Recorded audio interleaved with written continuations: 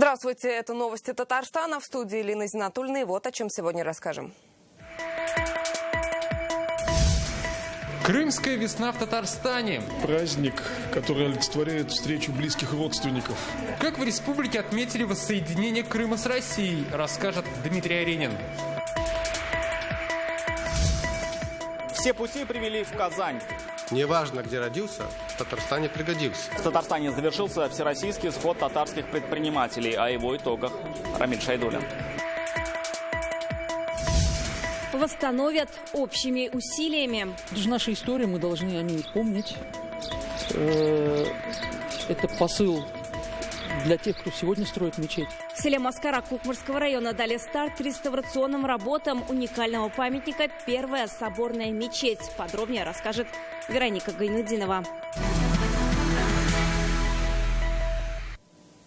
Сегодня в России важная дата. Отмечается 8 лет со дня воссоединения Крыма с Россией. Жители Крыма хотели жить на своей земле, со своей исторической родиной и с Россией. Так сегодня заявил Владимир Путин на праздничном мероприятии в Москве.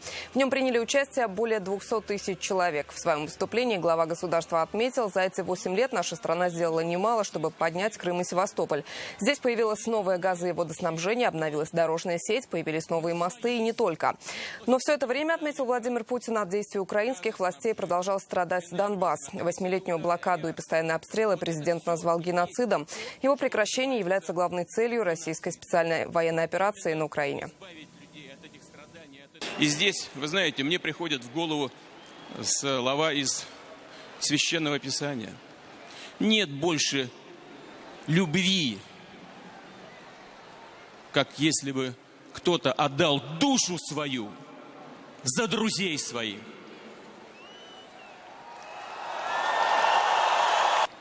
Все заключается в том, что это универсальная ценность для всех народов и представителей всех конфессий России. И именно для нашего народа, в первую очередь для нашего народа. И лучшим подтверждением тому является то, как воюют, как действуют наши ребята в ходе этой военной операции. Плечо к плечу. Помогают, поддерживают друг друга. А если надо, то как родного брата прикрывают своим телом от пули на поле боя. Такого единения у нас давно не было.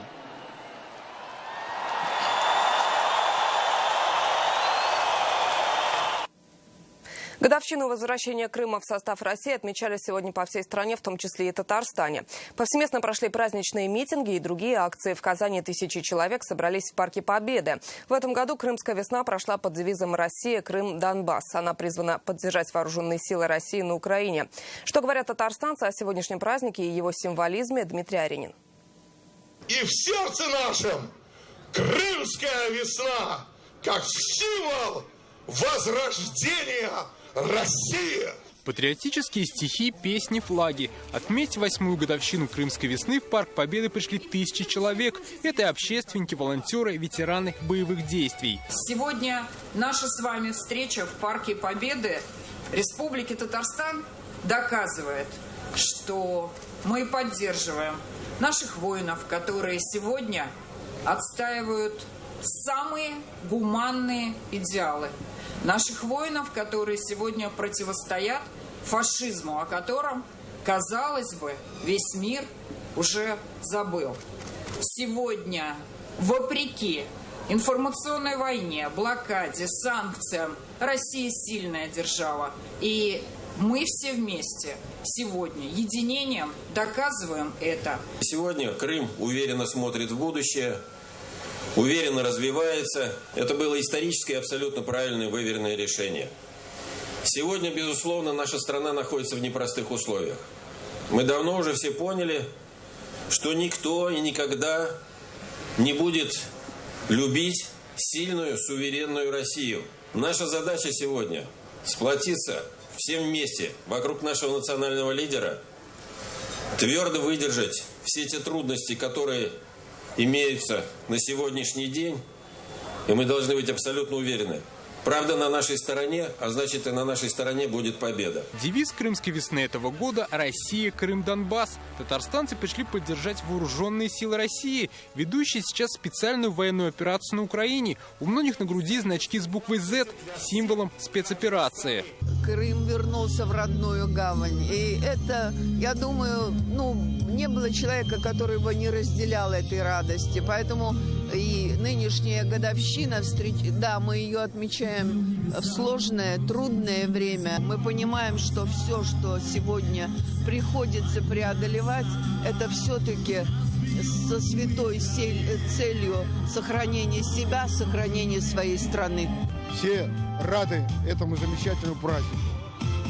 И мероприятие, спецоперация, которая проходит на Украине в данный момент, хочется пожелать нашим воинам, которые поддерживают нашего президента, выполнить приказ. Солидарные мнения сегодня высказали представители разных политических движений. Мы вышли на этот митинг для того, чтобы оказать поддержку нашей Родине, для того, чтобы сказать наше «нет» Западу в его захватнических планах. Мы никогда не должны делиться, единение должно быть и показать свою силу во всему миру. Для нас это акция, которая в этом году приобрела особый статус за нашу страну, за нашу Родину и действительно за тех ребят, которые сейчас находятся на специальной операции. И вот по большому счету, находясь здесь, мы вот оказываем им свою поддержку. Митинг-концерт сегодня шел до позднего вечера. Многократно прозвучали слова «Своих не бросаем», «Мы за Россию», «Мы за мир без нацизма». Дмитрий Айрин, Марат Зайдуллин, ТНВ, Казань. Когда есть вы, мы не переживаем за будущее нашего народа, нашей страны. Так Рустам Минниханов сегодня поприветствовал участников Всероссийского схода предпринимателей татарских сел.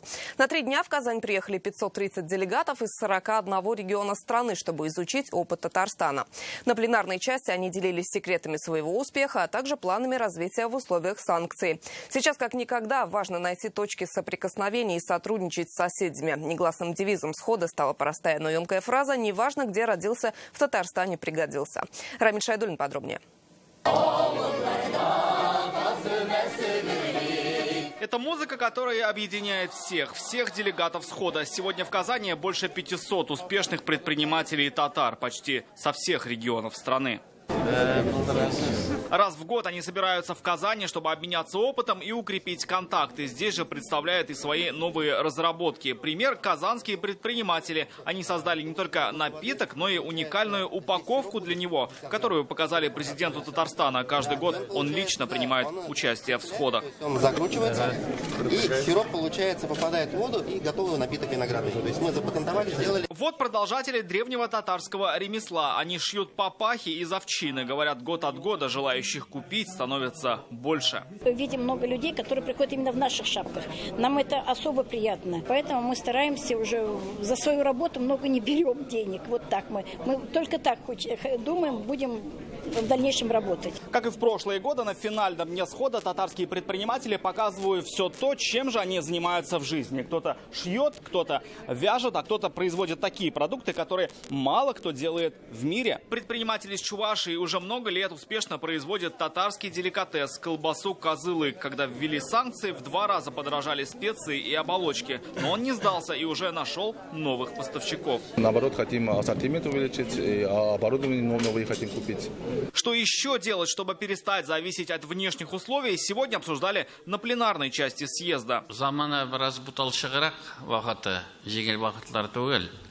Әлбәттә без үзебезнең илебез белән булырга тиеш, үзебезнең президентыбыз белән булырга тиеш, анда бер дәшек юк. Менә сезнең белән күрешкәч, бөтен ул авырлыклар ничектер югалып калды. Сез һәммәгездә үрнәк, үзегезнең тормышыгызны үзегез алып барасыз. Һәм безнең милләтебез өчен үрнәк булып, менә һәрбер чыгыш үзе бер китап язарга була моннан. Шуңа күрә шундый милләттәшләребез булганда, безнең милләтебез өчен, безнең динебез өчен без борчылмыйбыз. Предложений для взаимного сотрудничества действительно много. Так фермер Мансур Адамович не только не видит угрозы для рынка республики, но и даже считает, Татарстан станет крупнейшим производителем ягод, в том числе для европейского рынка. Татарстан имеет все шансы стать лидером экспорта ягод через Сербию, например. Сам Мансур 10 лет работал в Великобритании в сфере логистики, родом из Польши. Татарская диаспора сохранила свои традиции. Однажды Мансур решил приехать на свою историческую родину и сейчас выращивает ягоды. Вот нам всем кажется, где-то там далеко, где-то там молоко, мед, где-то там богатство. Нет, источник успеха он здесь. И, как говорится, неважно, где родился, в Татарстане пригодился. Татарстанским фермерам помогает государство. На поддержку АПК направит около 13 миллиардов рублей. Дополнительную помощь окажет федеральное правительство. Фермеры уже начали ощущать санкции на себе. Как санкции поставили, все перешли на российские. Все перешли. А когда российские все перешли уже, просто птицефабрик не успевает такое количество. В Татарстане достаточно фермерской и экологической продукции, поэтому одно из прозвучавших на сходе предложений касается способов ее доставки до потребителя. Предприниматели предложили создать, пока в Казани, пункты выдачи фермерских товаров. Это поможет как предпринимателям, так и покупателям. Рамиль Шайдуллин, Андрей Мендубаев, ТНВ, Казань. На 115% Татарстан обеспечен семенами зерновых и бобовых культур. Купленные за рубежом семена кукурузы, сахарной свеклы и подсолнечника уже пересекли границу России. В ближайшее время их поступления ждут в хозяйствах республики, сообщили в Минсельхозе. По запчастям продавцы заняли выжидательную позицию, либо хотят стопроцентной предоплаты. При этом цена выросла в 1,5 раза. Это приводит к удорожанию всей посевной кампании в республике. В этом году планируют направить на весенне-полевые работы предварительно 30 миллиардов рублей. Это на 2 миллиарда больше, чем в прошлом сезоне. Рост цены определенный мы допускаем, что он, само собой, конечно, допускаем рост цены определенный. Но по картофелю, по овощам могу сказать, что в связи с увеличением и посевных площадей, по запланированным нашим площадям, возможно, мы сможем удержать данную позицию и на уровне текущего года. Субботние и весенние ярмарки завтра откроются на 15 площадках Казани. Адреса сейчас появятся на экране. Мясо и яйца, овощи и крупы – все товары будут по сниженным ценам и от местных производителей. Продажа будет организована также в Зеленодольске, Нижнекамске, Набережных Челнах и других крупных населенных пунктах. Ярмарки продлятся до конца весны. Они будут проходить по субботам с 6 утра. Рестораторы Казани поедут в районы искать новых поставщиков мяса и рыбы. Как логистический кризис ударил по закупочным ценам, читайте сегодня в интернет-газете «Реальное время». Транспортная логистика, щебеночные дороги и разработка карьеров. В Минтрансе республики сегодня обсуждали развитие инфраструктуры в районах. Как, используя местное сырье, построить дорогу. А сегодня необходимо 9 тысяч километров только щебеночного покрытия. Как восстановить пассажиропоток в городах, жители которых жалуются на отсутствие общественного транспорта. Юлия Гоголева подробнее. Нам тоже 500 миллионов. Мы еще реестр будем составлять. 574 миллиона рублей в этом году выделено на строительство так называемых низкомаржинальных щебеночных дорог к населенным пунктам, где их раньше не было. Их проложат в 20 районах республики. В 12 из них есть свои действующие карьеры по добыче песка или щебня. В столь непростое время это хорошая возможность использовать местное сырье. Расчеты именно сводятся к тому, что все материалы находятся у нас. И песок, и щебень. Поэтому это как раз тот случай, который нашей республике, нашим муниципальным образованием сегодня крайне нужен. Техника есть. Кстати говоря, и техника вся наша. И бульдозер, и грейдер выпускается нашим ЕЛАЗом. Поэтому мы будем держать вот эту планку 5 миллионов за километр, приведенная ширина дороги 4,5. 6-метровая дорога это уже будет где-то 6 миллионов 200. Как ожидается, на каждом карьере выработка увеличивается до 10-20 тысяч тонн. В Мамадышском районе действующих карьеров 2, 3 в разработке. Местная щебенка поможет решить многолетние проблемы. Из 128 деревень, в 10 деревнях у нас нет сегодня еще асфальтового покрытия. Поэтому наш район очень богат. Значит, залежами вот этой щепня, это очень правильное решение. Мы давно уже его используем. У нас марка от 400 до 600, значит. Вот есть даже дороги, которые 12 лет назад положили, они как сегодня, как новые еще. Поэтому это, я думаю, очень правильное предложение, учитывая, значит, и экономическую обстановку. Щебеночные дороги проложат и к населенным пунктам, где получили земли многодетные семьи. Их 43 тысячи. В очереди на участке еще 50 тысяч. Приоритизация таких населенных пунктов будет в зависимости от количества проживающих, от жилого фонда в этих населенных пунктах. Очень надеемся, что поддержка Министерства строительства Российской Федерации будет в этом вопросе. Острый вопрос пассажирских перевозок тоже нашел свое решение. Устаревшие автобусные парки, низкий пассажиропоток, дублирование маршрутов. В Минтрансе решили изменить логистику в 4 городах. В список пилотных проектов по формированию новой маршрутной сети попали 4 самых проблемных в плане перевозок города. Бугульма, Альметьевск, Лениногорск, Зеленодольск. В ближайшие 5 лет, благодаря привлечению новых технологий и научных сотрудников, там собираются выстроить совершенно новую транспортную логистику. Из бюджета республики выделено около 40 миллионов рублей. Главная задача – сделать так, чтобы один вид транспорта не перетягивал пассажиров у другого, а перевозчики не были в убытке. К развитию логистики на пассажирском транспорте планируют подключить и студентов транспортных вузов страны, чтобы за основу дипломных работ они взяли, к примеру, инфраструктуру Челнов или Нижнекамска. Юлия Гоголева, Ильшат Мухаметов, ТНВ, Казань. С волонтерами движения «Мы вместе» сегодня встретился Фарид Мухамедшин. Ему показали штаб по сбору гуманитарной помощи. Спикер парламента отметил важность благотворительной деятельности и поблагодарил активистов. Среди них волонтеры и медики, молодая гвардия и студенческие объединения. К движению «Мы вместе» присоединились и вынужденные переселенцы из ДНР и ЛНР, приехавшие в Татарстан. Республика уже собрала более 2000 тонн гуманитарной помощи. На следующей неделе в Ростовскую область отправится очередная, 4-я по счету партия с собранными вещами и продуктами.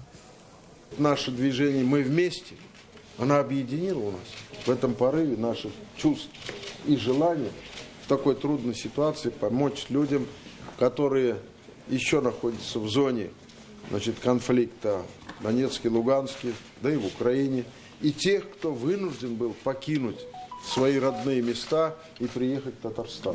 Сейчас я приехал в Казань и хочу помогать таким же людям, как и я, да и просто людям, в принципе, гуманитарный штаб – это очень хорошо, и всех призываю, чтобы помогали людям.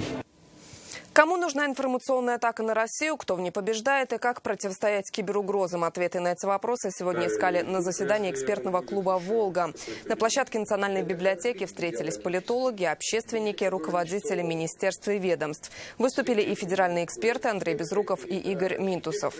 Тема обсуждения – информационная атака на Россию, когда имиджевые потери превращаются в человеческие. По словам участников, с началом специальной военной операции России на Украине против нашей страны развернулась масштабная кампания в сети. Эксперты считают, против России работают лучшие специалисты по информационным технологиям, многочисленные сервисы и компании. В ход идут фейки и флешмобы на всех площадках, соцсетях, мессенджерах и передовицах ведущих иностранных изданий. Главная цель – вселить страх в людей и посеять панику в обществе. Информационные войны – это технология. Это технология, которую использует любая страна. Когда речь идет об информационной войне, одна из целевых групп – это население страны, где данный лидер, данное лицо, принимающее решение, проживает. И, естественно, ему не безразлично, что думают о том либо ином действии его избиратели. Эта атака идет давно. Она продолжается несколько столетий. Ничего другого мы за несколько последних столетий не видели. Мы видим русофобию. Мы видим попытки столкнуть славянские народы между собой со стороны Запада, только это приобретает несколько другие формы, более технологичные, на другой медийной площадке.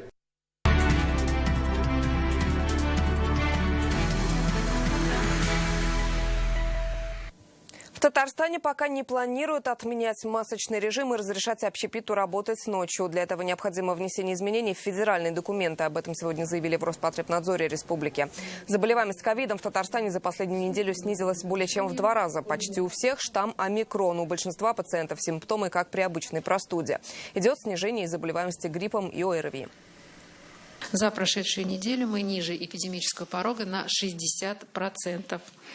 И в структуре положительных находок за последнюю неделю было только 3 положительных находки из 200-400 обследованных заболевших. Благодаря стабилизации эпидобстановки в республике ежедневно сокращается коечный фонд, закрываются инфекционные госпитали. Как отметили в Минздраве, сейчас в РКБ не принимают пациентов с коронавирусом, их направляют в республиканскую инфекционную больницу. На сегодня в Татарстане развернуто 1500 коек, 10% из них свободны. Мы несколько меняем маршрутизацию. У нас действительно сокращаются госпиталя в районах, у нас сокращаются госпиталя по городу Казани. Эта работа ведется в ежедневном режиме. Приказы публикуются практически ежедневно об изменении коечного фонда. К другим темам. С олимпийской чемпионкой по фигурному катанию, нашей землячкой Камилой Валиевой, сегодня встретился Рустам Минниханов. Во встрече приняла участие и мама фигуристки Алсу Анваровна. Президент Татарстана поддержал Камилу, отметив выдающееся мастерство и высочайшую подготовку на играх в Пекине. Такие спортивные успехи – пример для начинающих спортсменов, отметил Рустам Минниханов. Он вручил Камиле орден Дуслыка, а Алсу Валиевой – медаль столетия ТССР. Также Рустам Минниханов встретился с командующим Приволжским округом войск Нацгвардии России генералом-полковником Александром Порядиным. Обсудили вопросы обеспечения безопасности, а также другие задачи в рамках деятельности войск Национальной гвардии. Рустам Минниханов сегодня встретился и с заместителем гендиректора Почты России по операционному управлению и розничной торговле Алексеем Лаптевым. Встреча прошла в Доме правительства. В ходе общения президенту республики представили нового директора Татарстан-Почта С. Ильнура Махмутова. Обсудили вопросы развития почтовой отрасли в республике. Бывшему руководителю татарстанского филиала почты Регине Кузнецовой Рустам Минниханов вручил медаль «100 лет образования ТССР». Уникальная каменная мечеть будет восстановлена и возрождена в селе Маскара Кукмарского района. Сегодня здесь дали старт реставрационным работам. Первая соборная мечеть – это памятник архитектуры. Построена в 1791 году на средства купца Габдулы Утемышева. За свою историю мечеть пережила сложные времена. Сносили минарет, помещение использовали как амбар. Последний век мечеть постепенно разрушалась. Сейчас за ее восстановление взялись меценаты. Сбор под названием «Сохраним вместе» инициировали комитет Татарстана по охране культурного наследия совместно с Духовным управлением мусульман республики. Об уникальном наследии Вероника Ганудинова. Молитва перед стартом реставрации на успешную работу. Последний раз восстановить мечеть пытались в 2000-е, но работы так и не завершили. Сегодня начинается новая история первой соборной мечети. Купец Габдулла Утямышев тайком обжигал кирпичи, потому что каменные мечети были запрещены. Старожилы села говорят, что строили двухэтажное здание с медресе православные. Откликнулись на просьбу прихожан. Это был 1791 год. К моменту прихода советской власти мечети уже было больше века. В 1920-х годах ее закрыли, снесли минарет и превратили в склад. Тогда вот на этой мечети 250 человек читали намаз. Такие личности были вот Галиб Джамбаруды, Салиб Джамбаруды, Шихабат Тимарджани. У них никак в этом мечети были. Сегодня мечеть в аварийном состоянии. Воссоздавать будут по историческим документам, в том числе минарет. Работы ведут наши реставраторы. Они же восстанавливали мечеть в селе Большая Елга Рыбно-Слободского района. Сначала укрепят фундамент и стены. Кстати, пол внутри здания сохранился в первозданном виде. 230 лет.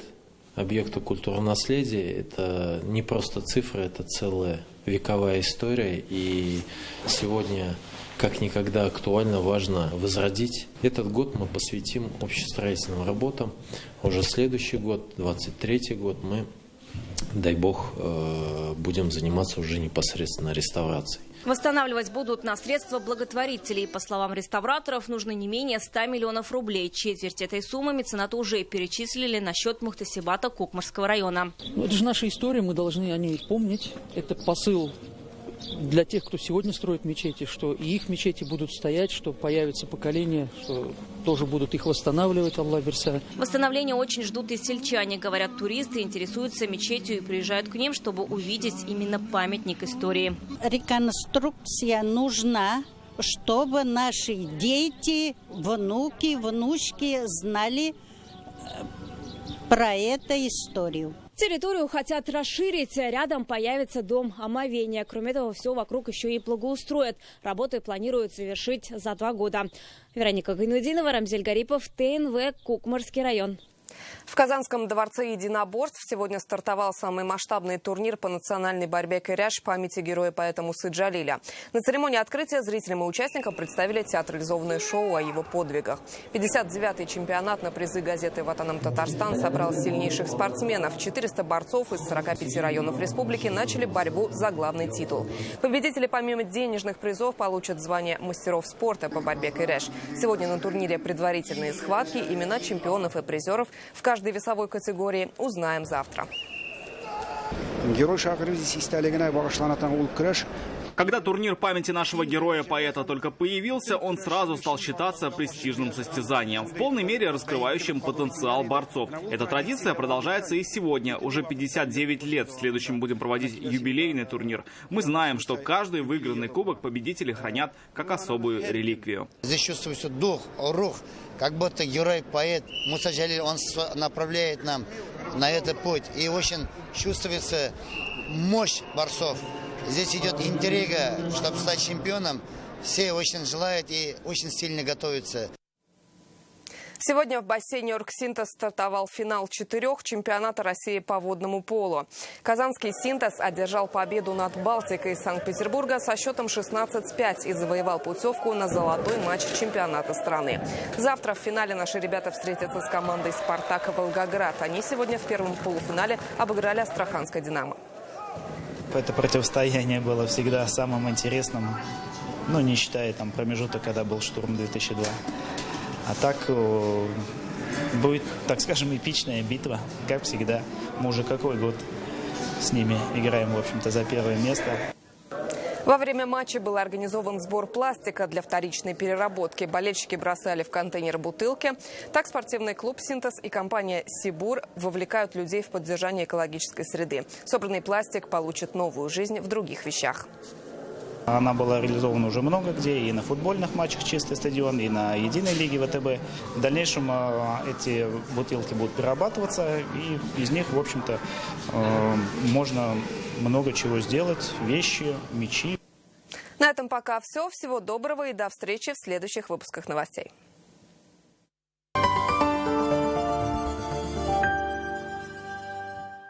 В Альметьевске сдаются в аренду асфальтобетонный завод, дробильный комплекс, ремонтно-механические мастерские и другие объекты по отдельности. В дальнейшем возможен выкуп. Телефон 8 917 257 31 94.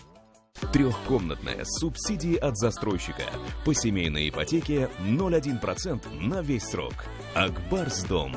Дом там, где мы.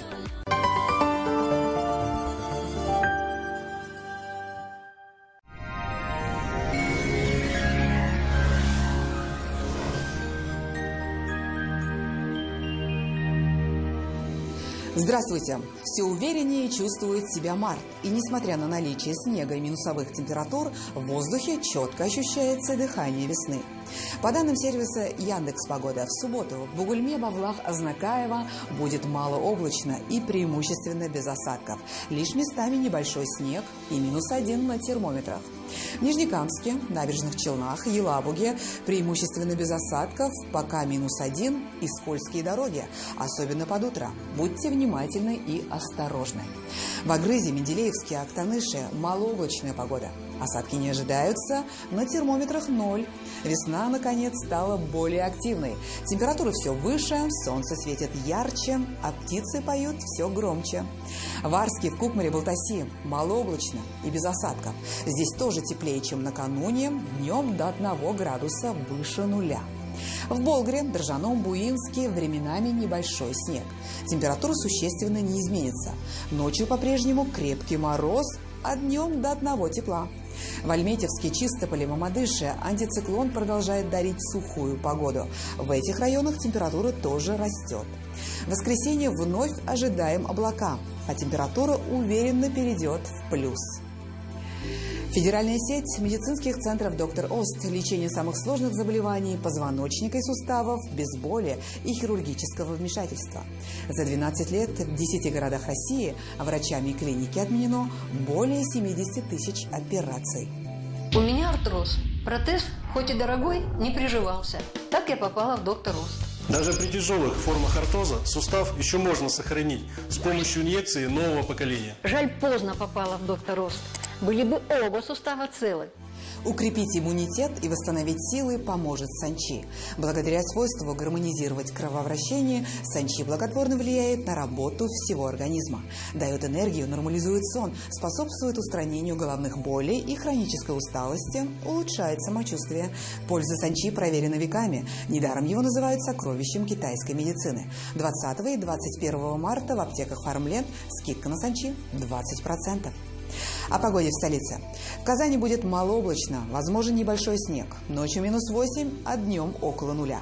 Ветер западный, умеренный. Атмосферное давление выше нормы, 768 миллиметров ртутного столба, влажность воздуха 74%.